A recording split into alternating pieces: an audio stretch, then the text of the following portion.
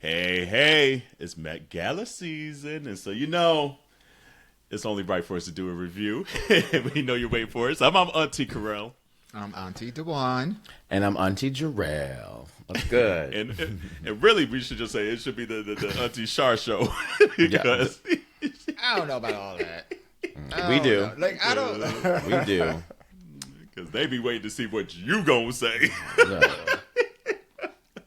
But obviously this year is super special because it was the Met Gala theme was around dandy, the dandy of the black community, and really specifically the black male dandy, and the sharp dress of yore.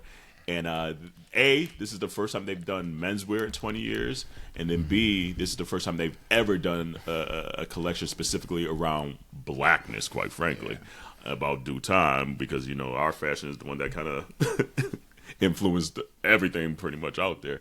And it's it being the that, highest raising one. Broke the record. Oh, really? Is that what they said? Yes. It is the highest raising one. I want to go see this collection. Like, Dewan, let's find some time, like, and maybe even we'll. It's going until how long? June?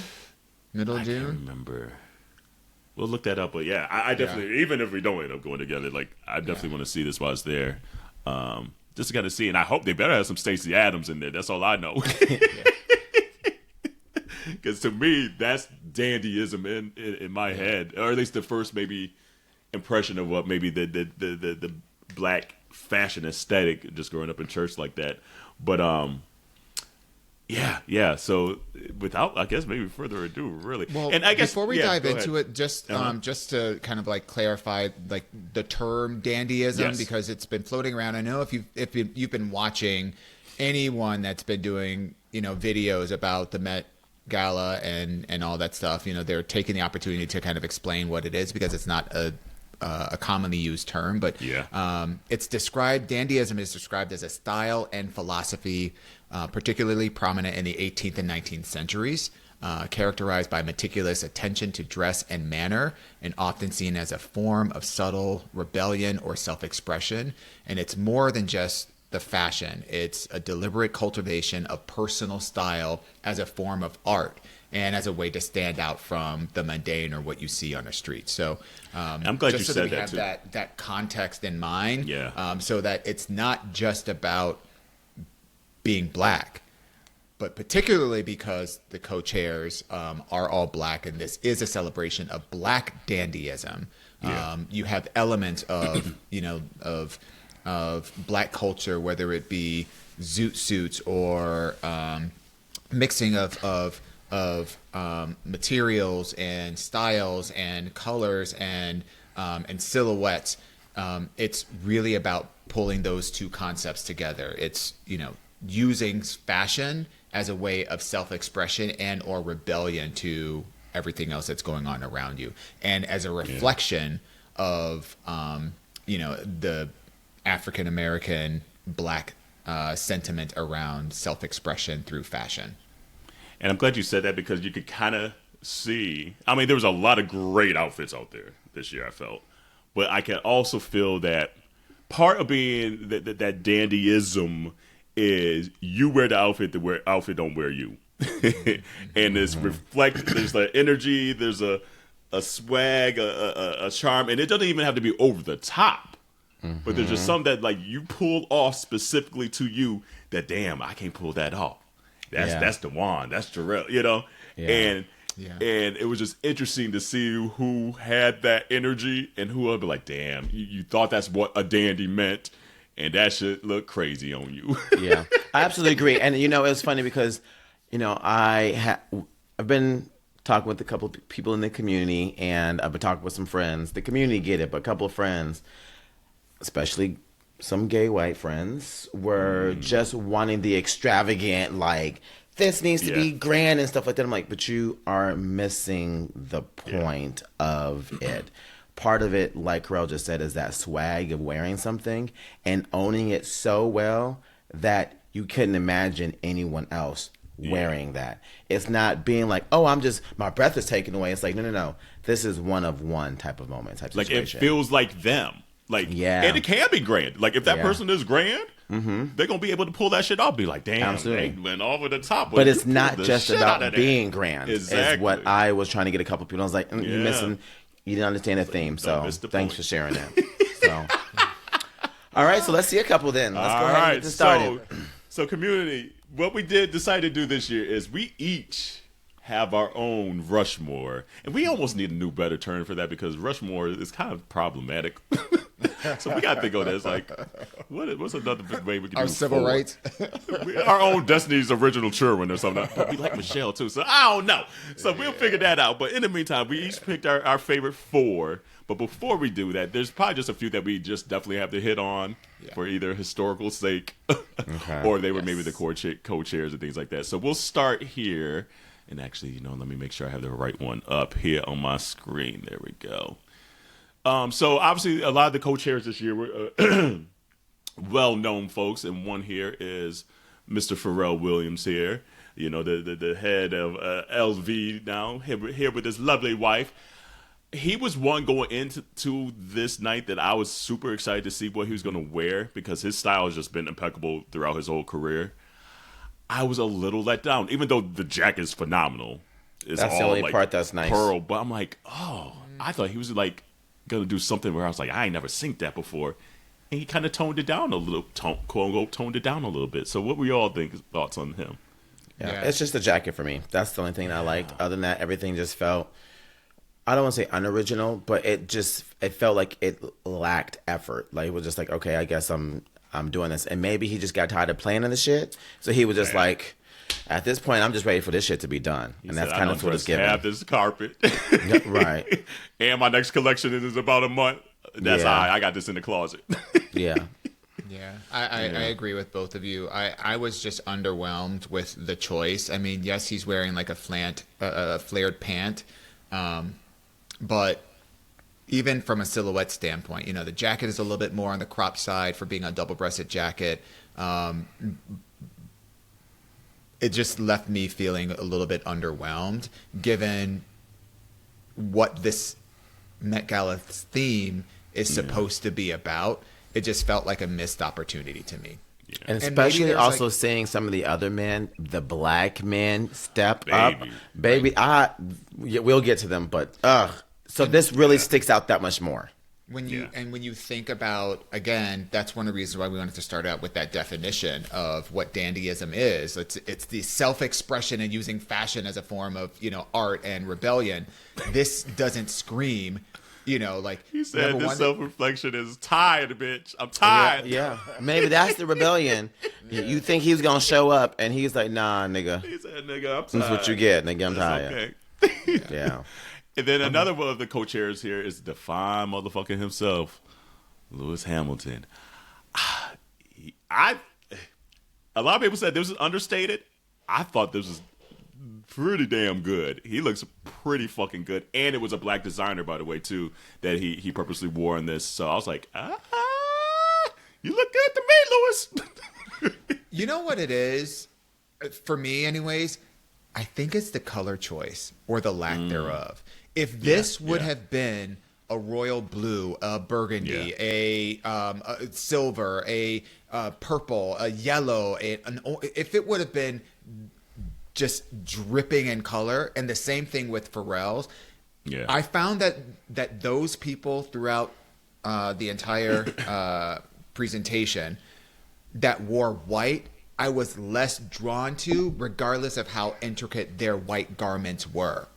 But where I saw the most interest was where there was color mixing or where there was color saturation. And this, although it's well tailored and it looks nice and it's interesting, it doesn't scream dandyism. It doesn't scream self-reflection. And so again, it's cool, but it's a little underwhelming. So I have something I want to talk about real quick. Like the outfit, it was okay. It didn't give me too much. But did anyone else notice how the lighting this year? Because I noticed that you can see a lot of the men's makeup more this year. And I think the lighting was actually well this year that because we're used to going lighter because the lighting is bad, and you can actually see how many men and how many women had their face beat this year because the lighting was actually there this time. So I just wanted to call out that there was actually good lighting, because now you can see our skin and you can see the makeup, and had we knew that was a lighting situation, I think people, have to put as much on. You wouldn't have to put as much on, because you can see his face is caked. Oh, baby. There's a lot of them. I was like, and there's a lot of them. And I was like, I said, go ahead. And I was actually surprised that there were a lot of like hair pieces, especially on the men. Like I was living for the the swoops and the finger waves and all of the kind of like throwback hairstyles. The Auntie Hennies, the finger waves. All right, and then another co-chair here, or I guess co is two, so the triple chair is Mr. Domingo himself, who also had a reveal. So this is the first part of the outfit here. Yes. So when you first saw this come in, were you like, ooh? Or were you like, okay, something about to pop off? I know it is. Drag race. Joyful joy, we adore you. Hey, God of glory. Look, he was ready. He was ready for the choir. Okay, that is what this is. He was ready for it. Take off your robes. That's what it's giving. I will just also add, yes, I totally agree. This was intentional. This was paying homage to Andre Leon Talley, who rest in power, rest in peace, who wasn't able to live long enough to see this, who had been the editor-in-chief for Vogue, a longtime friend of Anna Wintour, known for his very dandy looks ever since he's been on the fashion scene. So this was paying homage to an OG in the space, and I so appreciated that. But it looked like he paid with a bounce check, because it didn't like it belonged to him to begin with. So at first I was like, no. I know he got to. I understand, and I appreciate the homage to it, but yeah, I didn't like it at this state. I was like, Lord, please let there be something else underneath there, because if this is what he did. Because Coleman is an impeccable dresser. Yes.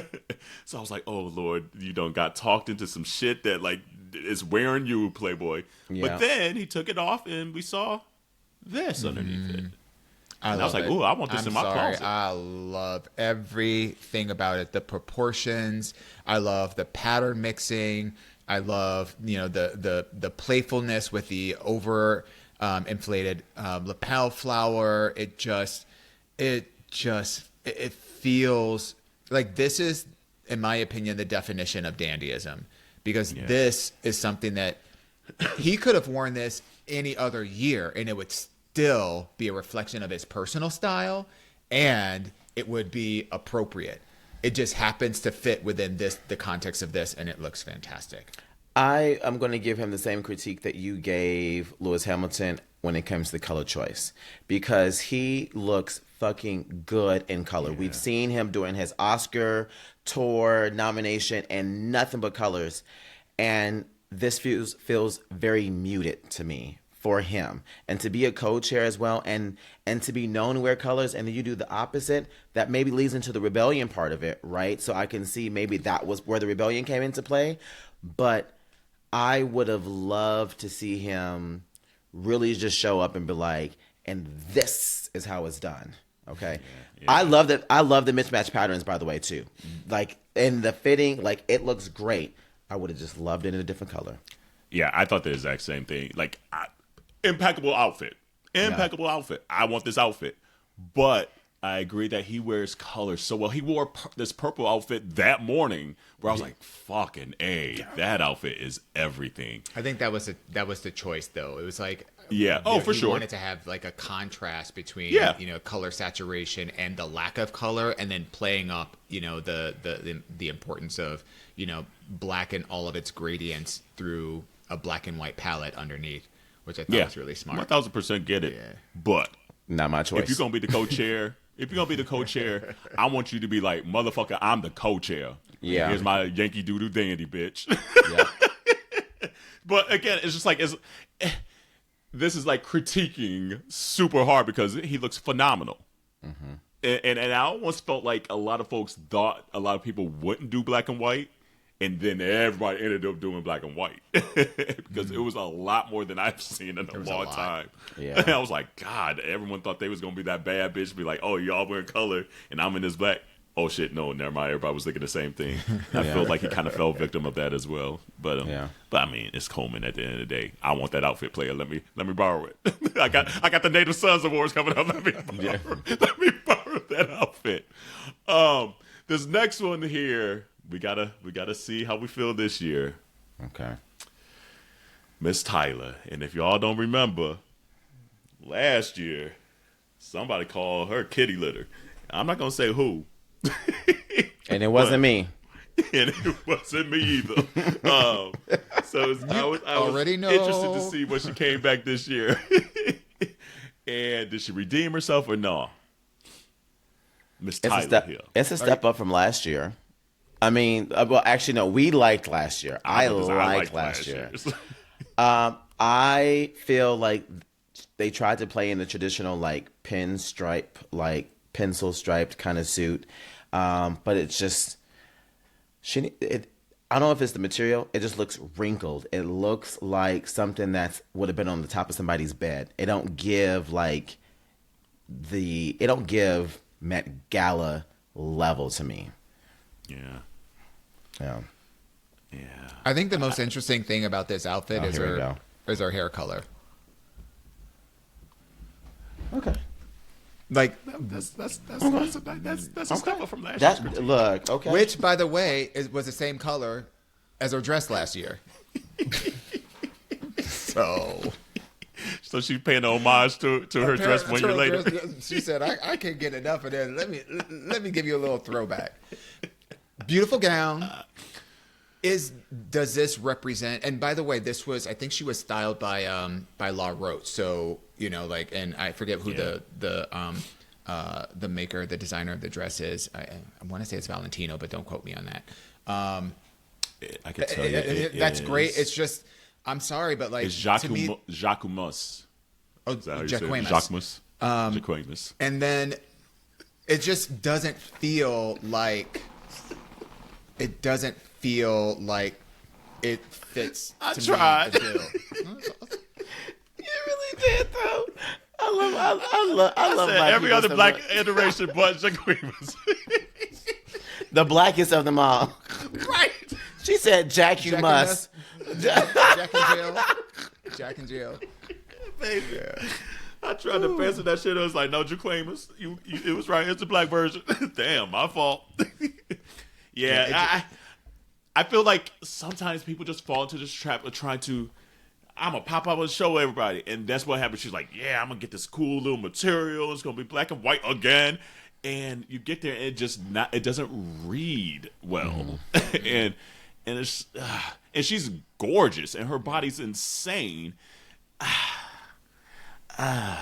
If this would have been color saturated, it would have really stood out, I think. Yeah. But also, I don't think this dress really fits the bill of what this is all about. Like, again, self-expression, using fashion as a way to rebel. Like, it leaned a little bit more on the tailoring side. I think that's where the pinstripeness is kind of like evoking, like the tailoring. But to me, it lacks personality. Like, this is a dress that could probably go on a whole bunch of people, and it's like it's a little white dress. It's not really saying that much. I think I would have liked this if there was a cane, like something that just gives it a little bit more of a statement, personality. Yeah, a little bit of person. And a cane would have gave it a little bit of swag. I would have had like a little hated it hat, like a cane and a little hated it hat. Then that kind of gives that little. Charm, a little rebellion, a little, It's sophisticated. It's beautiful. She looks like Linda Evangelista, but that was a Drag Race reference for those that didn't catch that. Yes. But it didn't fit the bill, and it's really not memorable. So we can move on to the next one. Okay, so this will be the last one before we get into our Rushmores. Okay, we gotta say hey to Miss Diana Ross. Let y'all hoes know I am the Grand Dame Diva. Just in case y'all hoes forgot, she said I've been back in the dandy days. I'm gonna just come in here with this big ass, this big ass jacket, this big ass hat, say I love you, and then go away. And I was living for it. You know, talk about like using using fashion as expression. I don't see anyone wearing this but Auntie Diana. That. No one else. 1,000%. No one else. The only person who should have been entering and being there looking like this. That's it. Period. That's it. And that's how you do it. Yeah. I want to give her flowers. I mean, I know we talked a lot about the color white and all that stuff, but first of all, she looks amazing. She looks stunning. Like her makeup, her hair. I love the oversized hat. I love, that this is definitely within her wheelhouse of things that you could see her wearing. It felt like Diana Ross. It didn't feel like something that was like, it's by X designer and she just put it on because it's by a certain designer. It's like, right. No, Diana been wearing glamour like this. She's been a dandy woman her entire career. So it was great. It was great seeing that. And I know like the large trains is a little like, we've seen it before, and we've specifically at the Met Gala ever since. She said, "Yeah, you saw it before because I did it in 1962, ho." But what I was gonna say is that this was a great moment for her because it really just it leaned into the glamour that she already owns. It wasn't like. It wasn't like a gimmick to get attention. It's like, no, this is just Diana Ross, ho. This is how she rolls. And I was here for it. So she's kudos 81 years old. 81 years old. And this is how you give people their flowers. Yeah. Like, Diana, come on here and just pop out real quick. Right quick. Honorary mention, her daughter. So hold on, let's hear. Hold on, we don't even need. Let's not get too off the rails though now, because we got 12 motherfuckers to go through. Yeah, it's true. Well, I didn't know that she was in someone's true. That is true. Rushmore. I've only seen one others. Here we go. Yes. She gets it from her mama. Like, it is what it is. This is to me, this is the definition. This is like, again, a definition of dandyism. The color mixing, the tailoring, like the way that the darts and the pants jut out, the sumptuousness of the fabric that was used in her pants, and that it looks like cotton candy, and that bow in the back just looks so she gets delicious. It right more times than not. And this is the Tracee Ellis Ross version. This is, again, not somebody else's version on Tracee Ellis Ross. Yeah. And so that's what we say. And obviously the bow is kind of elaborate and things like bigger and things like that. But you could see her wearing this probably at going to Walmart tomorrow. 100%. And that's what dandyism is, at least to me. It's just like, this is my everyday, bitch. I show up like this all the time. And you feel it, the energy. So, we just had to give the Rosses some love. You said hated it. You said you hated it? I said I didn't like it. What you like about it? It's too like cartoon gimmicky for me. Like, it does not feel like she gonna wear this to Walmart. It felt like this is trying to get attention for this moment. She has been known to wear colors, and I love seeing her in colors.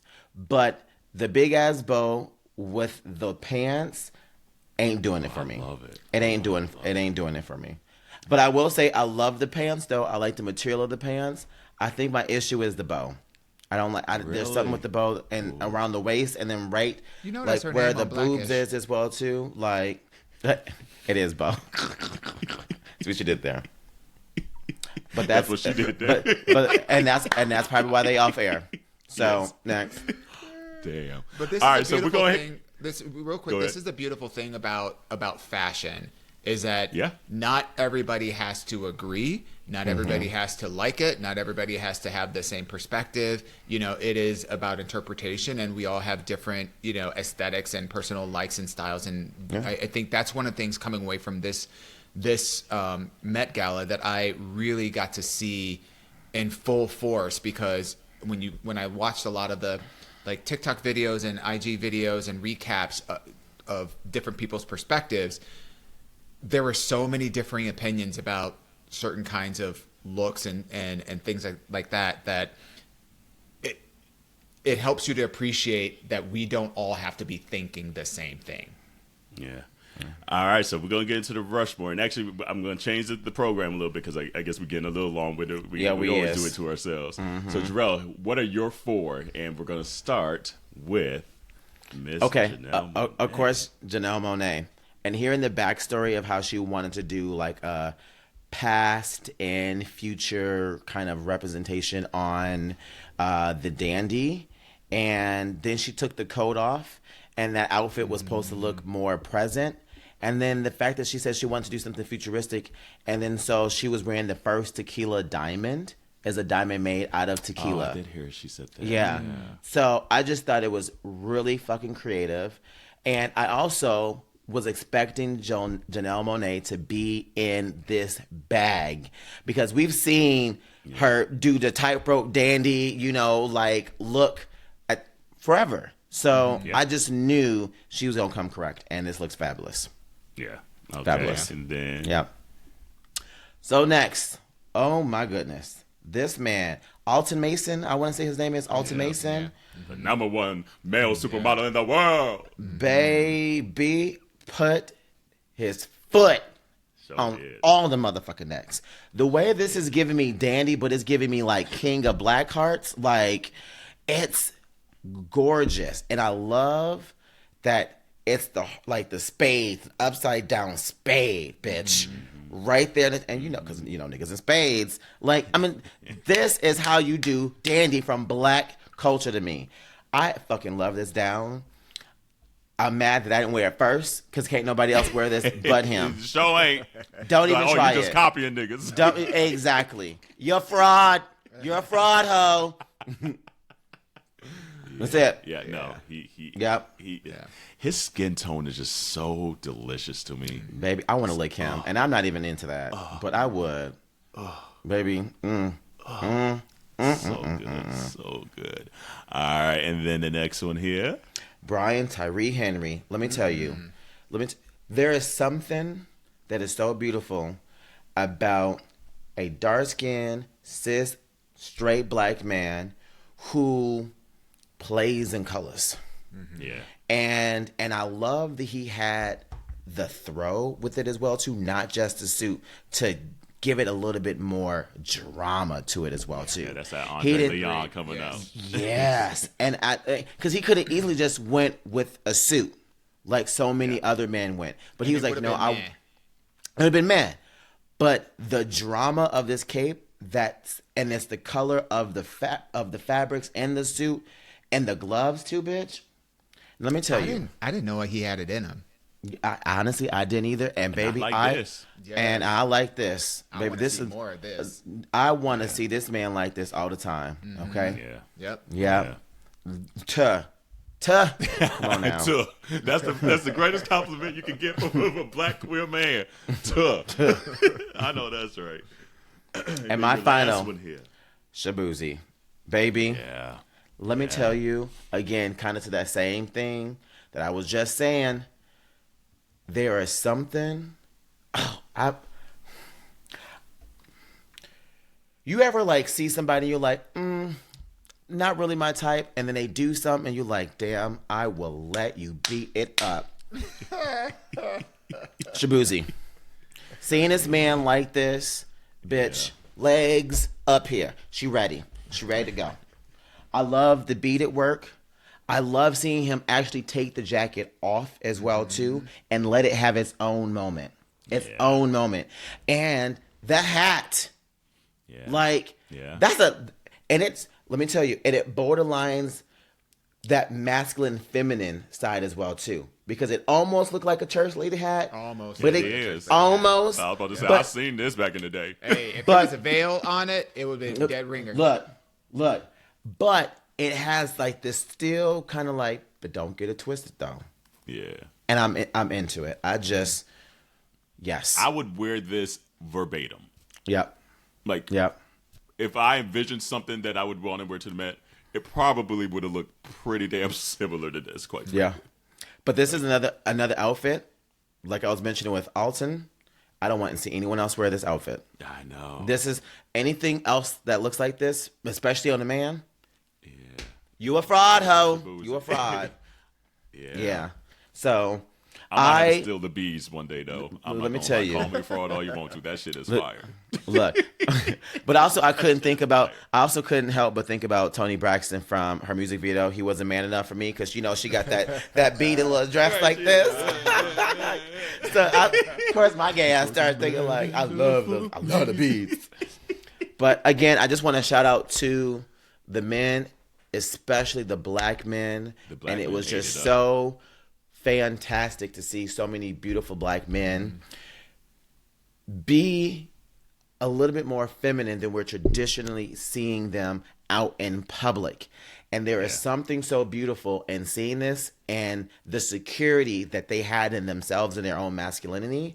And it just made me want to ride for them even harder. I'm like, you know what? I fucked with you. Don't even know you. But you cool people. Don't even know you. Yeah. I feel like I love that you call that out because one of the notes that I made was I feel like this Met Gala signaled a really poignant moment in our black culture with men embracing both masculine and feminine and not putting stuff on it as if it has to mean anything other than I'm just mixing masculine and feminine. It's not a reflection of your sexuality. It's not a reflection of, anything other than your personal style. And to see so many men, not just black men, so many men embracing that mix, it was beautiful to watch. And I feel like especially in black culture, I feel like men used to do that a lot more, and I don't know where it cut off. And maybe it was like the 90s, kind of like when things come with maybe like the rap era and things like that. Definitely but I feel like there was a time where it used to be like that a lot. And something happened, I don't know what happened, where a lot of men got scared to do that. And yes, they still did in maybe different other kind of styles. Like you get your little Coogee sweater and things like that. But not the masculine and feminine play stuff. Of the feminine part of it, and maybe even the tidying feet. Like something happened where Prince was the only one who kept it real from the 80s, the 90s, the early 2000s until he passed. He was the only one. I mean, not the only one, but one of the most prominent ones. The 90s ushered in an era in black culture where it was hyper masculinity. Period. Yeah. All right, who's next? I'll go next. And I'm still sorting mine out because I want to do a couple more that were just different than yours because my list had a couple of yours. Shabuzi was like my number one. I was like, I would wear this all day, every day. I saw him come on the cover. I was like, bitch, yes, you better play in our faces. I know that's right. So I took him off mine and I just slid a couple more in there. But the first one I'll bring up here is Tiana Taylor. There's something, a lot of people are like, oh, it's so over the top. I'm like, Tiana Taylor just wears clothes well. Whether it's the over the topness or she might be in just a thong, the G-strong and a bra. There's something that exudes out of her, and she's from Harlem. So this is Harlem all day. If I had a stereotype of Harlem, it's this. And I think she nailed it. I think she looks incredible. She's wearing it. It's not wearing her. And there's a lot here that could easily overwhelm anybody else, quite frankly. And I don't know. She just eats. She eats more time than not. I just want to say real quickly, the only reason why I was a little underwhelmed was just because she did the tribute to Usher and she was in a suit. And I've already just seen her in a black pinstripe suit like this when she did her number with Victoria Monet. And so in my mind, I'm like, besides the cape, everything else, I was just like, damn, I kind of already just saw you in this a few months ago. I love the shoe. I love the hat. Still, I love the chain. Theme-wise, though, tens across the board. I just wasn't like, oh, wow, I didn't see this coming. That's all. Yeah. The red glove. I love it. I love it. The next one for me, Andre 3000. Loved everything about this because it's not far-fetched for Andre 3000 to do this. Anyone else, you'd be like, bitch, okay, that's just you doing too much. This is Andre just being Andre. And it's incredible. It's incredible. And I guarantee you, we're going to see someone try to do something else like this. Guarantee you. And someone's going to be like, it might not be a piano, but someone else is going to try to do something like this, and we're going to know exactly where it stemmed from because we ain't never seen shit like this at all. But did you also catch that he literally released an album, and Dropped that's an the EP. album, and that's the EP album color right brilliant. there. Yeah. It's him. brilliant. Yeah, it's great. Playing the Okay, piano. This is fantastic. It's yeah. brilliant. Yeah. So the second he came later in the evening, like just strolled on in there. I had the piano on his back, and the suit is still impeccably made. It's Ralph Lauren. Like, I was like, this is fucking dandyism because someone's gonna try to copy this shit, and it's not gonna look as fly as Andre 3000 at all. You know, he's in his uncle At all. area. He is minding his own damn business. Yeah, That. He doing ain't. his own thing. He ain't. That. Yep. And he's said- just living his life, and I love it. I love it. He And the told, thing is, like, go ahead. he told Jaden Smith, who wore the house on his face. He goes, "Here, hold my piano while I strut this. While I strut this, you think you go like I do? It does make me wonder, how far is this gonna go? Like, are we gonna have somebody who's gonna have like a 14-wheeler, like as part of their outfit, it's like." The funny thing is, it's not going to make. Who else is it going to make sense on? There's very few people in this world that this would make sense on. Yep, 1000%. This was one of my honorable mentions. It Yeah. wasn't part of my Rushmore, but it was definitely one of my honorable mentions. I love the. Again, this is the notion of being inventive and innovative, Yes. and this isn't a look that we've seen. The fact that he has a couture trash bag with him, That. it's just it eats on so many levels. Yeah. And the thing is, like, I've seen Andre in Atlanta, and he dresses like Andre 24/7. Yeah. Yeah. What he wears, very few people could wear, and it's just him and his artistic, creative being of what makes him feel good, and however he wants to express it in that moment. So yeah, I saw this come on. I was like, "You better eat, Andre." And we're getting some music, so hopefully we're getting closer to another rap album one day. Please, Jesus, No more flutes. Please, No more pan flutes. No, we ain't. No So who your next one? xylophones. Okay, I'm struggling, but I'm gonna make someone. I gotta boot somebody out. Okay, I hate to do this because she get on my nerves. I thought Lauryn Hill looked incredible. I thought she looked incredible. I thought the, so the too. yellow, the guy holding the yellow umbrella for it, like, it's so pimp to me. It's so fire. I don't want to give her the credit, but because she be like because sometimes her attitude just gets on my nerves. But I gotta call a spade a spade. She looked good. So The love playfulness it, of this love it, is love it. beautiful. Absolutely. Yeah, and I love the fro. She rocking the fro with it. Love it, love it, love it. Okay, who am I knocking out? Damn.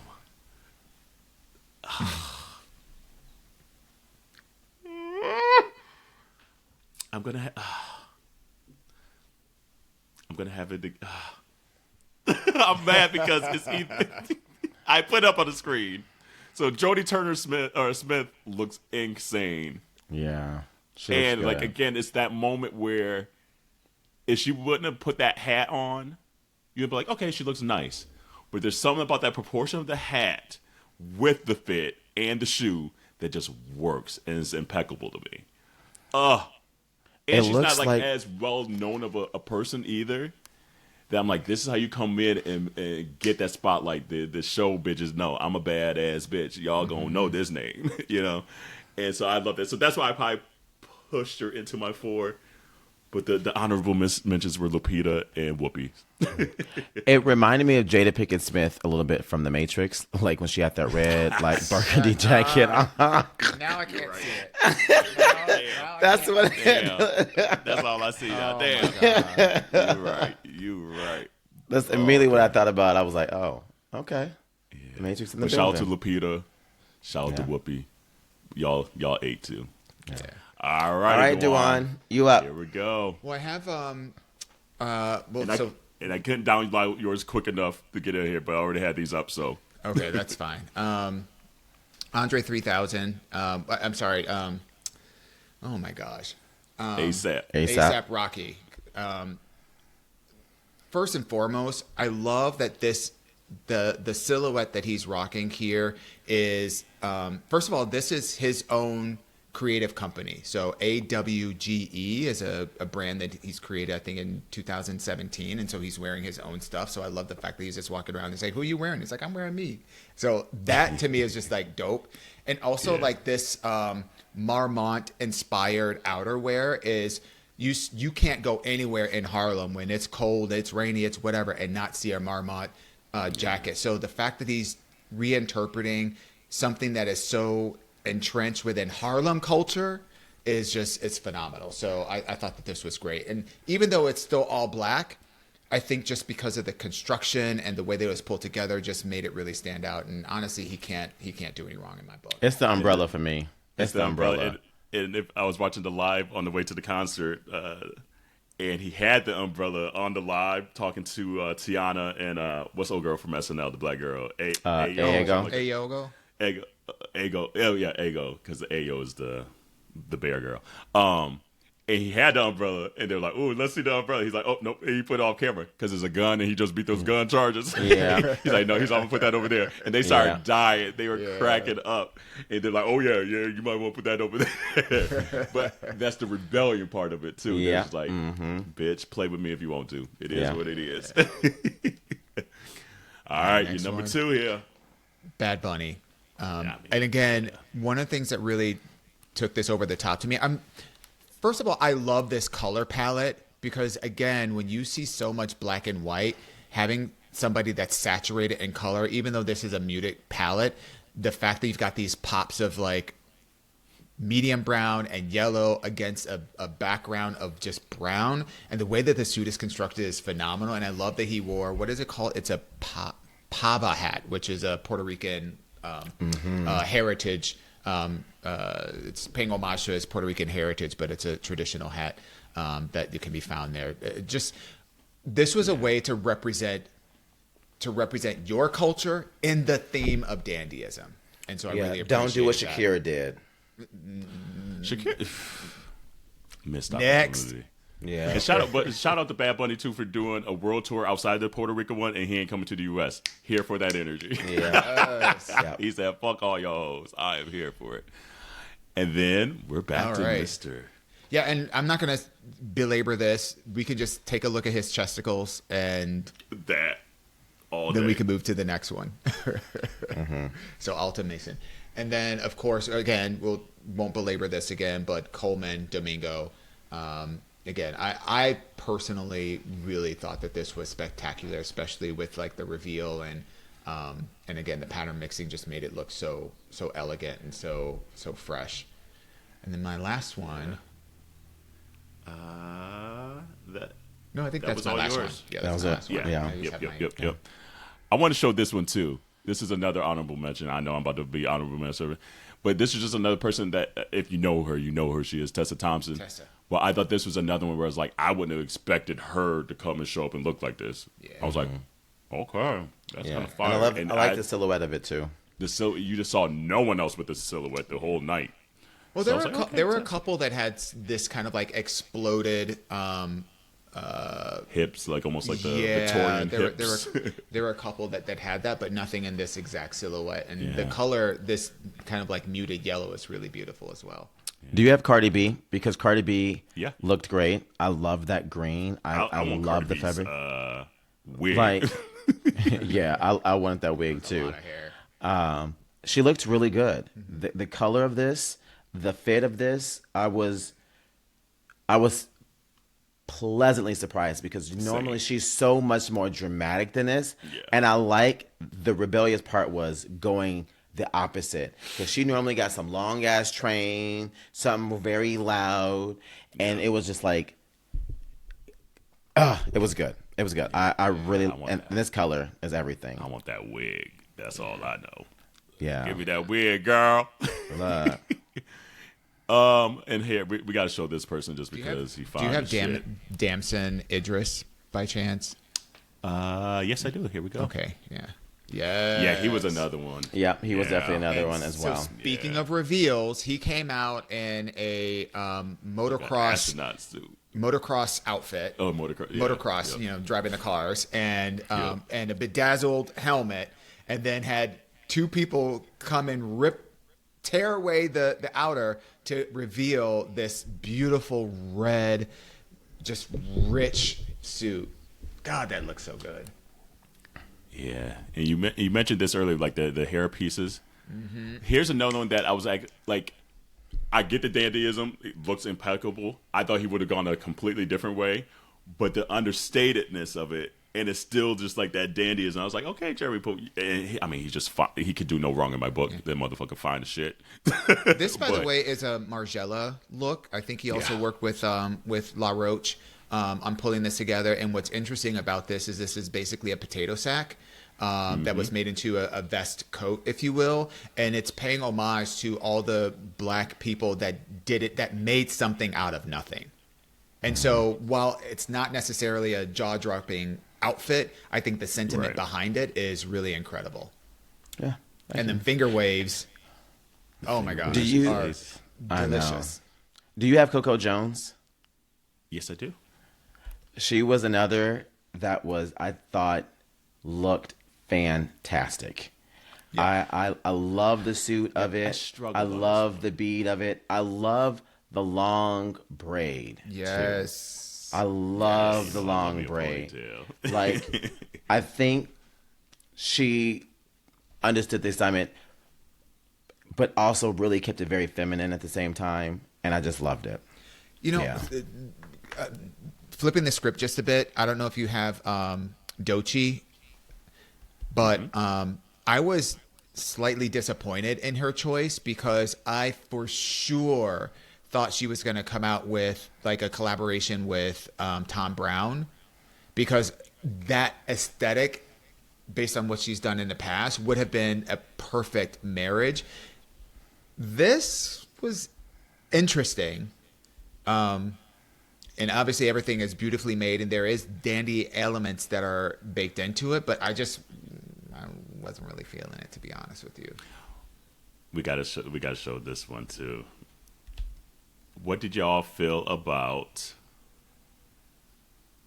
there we go, Miss Riri here, and the reveal that she's pregnant again? It wasn't a reveal because she put out there on the internet, I forgot what she was doing. She had put out on the internet, she had made a little video, she was walking down the hall, and I want to say it was at the Oscars or something like that, but she was walking down the hall and you saw the bump, and I was like, damn, she pregnant. So for those who've been paying attention to her being outside, we knew she was already pregnant. Yeah. I saw a meme today that said if you, this is basically letting you know that there ain't gonna be no music anytime soon. Ain't no music. Ain't no music. Ain't none. Get it out of your head. No. Nope. No. Ain't none. But I mean, this is another one that actually I enjoyed. I like the back of it, how the back of it was kind of almost like one of those old school like humps that women used to have in the back, bustle. but she did it in a suit, like a suit jacket, and how it was tied. A bustle.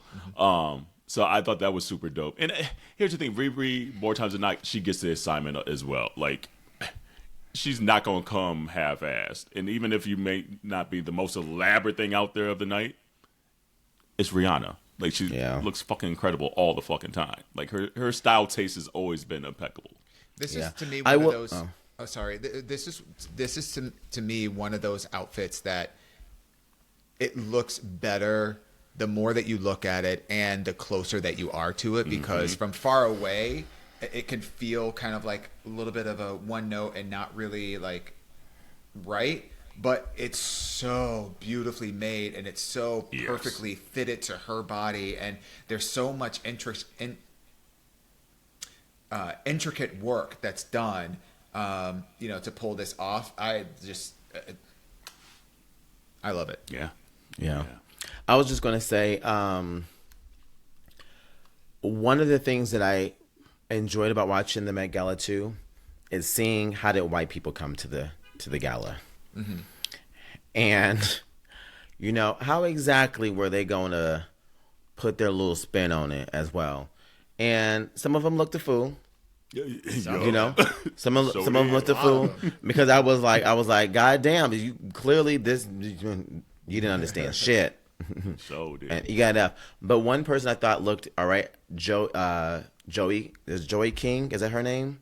I don't know. I didn't put no white people. Joey King. She had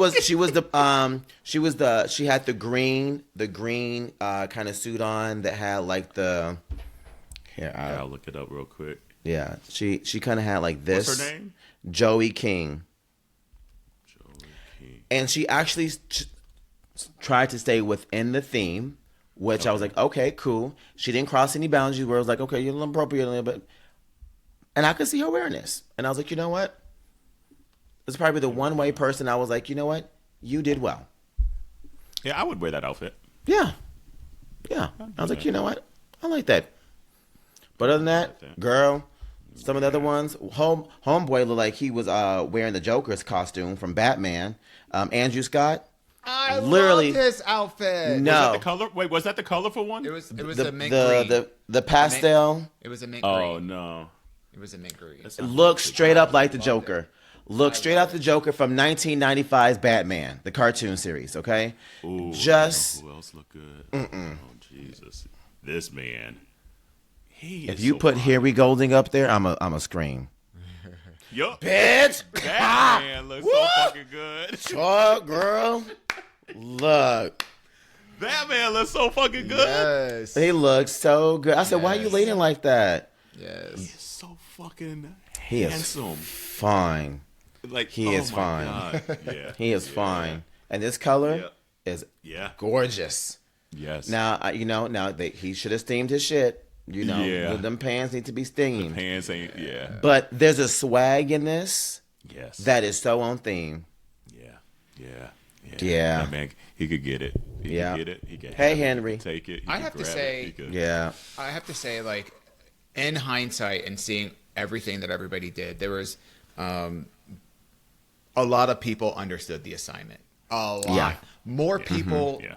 in my opinion, this year than many other years really Agreed. understood the assignment. There were very few outfits that were, most of the outfits that didn't hit were misses because they were just a little bit underwhelming. There weren't a lot of like really just egregiously, totally, completely off. I say a lot. There weren't a lot of those completely off ones. It just really pleased me to see this, and it made me feel like we're getting back to a space where we can expect to see more innovation within fashion again. Yeah, no, I agree with that statement. That one, J Belvin, I didn't care as much. And then, let's see here, Kate Renata was there. It was just okay. Mm-hmm. But yeah, I feel like there was very few just like far off misses. But Dempson was another one that I probably should have said honorable mention, like you said earlier. Let's see here, there was someone else, I don't know his name. Anyway, we could go on and on and on. Yeah, we could. I'm glad that the Met Gala did this. Yeah. I'm glad that we showed up and showed out. I loved all the social media stuff was showing like people sticking their phones in and like I forget who, I think it was Questlove that they were in the bathroom with all the people and they're like say black shit on 3 and they're like black shit. Like love that energy. I love Meg Thee Stallion. She snuck her phone in and they were doing the taste test of all the herbs and shit. Like that it's just so cool to see our energy in spaces like that.